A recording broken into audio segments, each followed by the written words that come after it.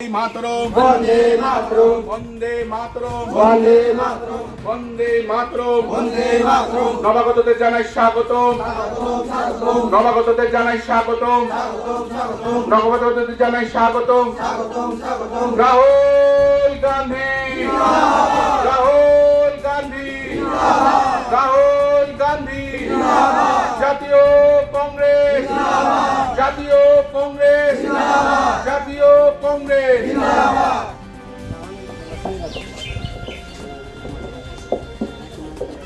এই রাজ্যকে নেশা কারখানায় পরিণত করে তুলেছে ভারতীয় জনতা পার্টি। এটা আমার কথা না, আমরা দেখেছি বিভিন্ন জায়গায়, রেলওয়ে স্টেশন, বিভিন্ন আড্ডায় এই নেশা ব্যবসায়ীদেরকে যখন ধরা হয় দেখা যায় যে কোথাও না কোথাও তারা ভারতীয় জনতা পার্টি মন্ডলের সভাপতির ভাগিনা, মন্ডলের সভাপতির শালা মহাশয় এবং সবচেয়ে দুঃখজনক যে আজকাল পুরুষদের থেকে বেশি মহিলাদেরকে এই নেশা সামগ্রী নিয়ে পুলিশ ধরছেন। আমরা শুনেছি এই রাজ্যের মুখ্যমন্ত্রী মঞ্চে উঠে বলেছেন যে উনি নাকি জানেন যে এই রাজ্যে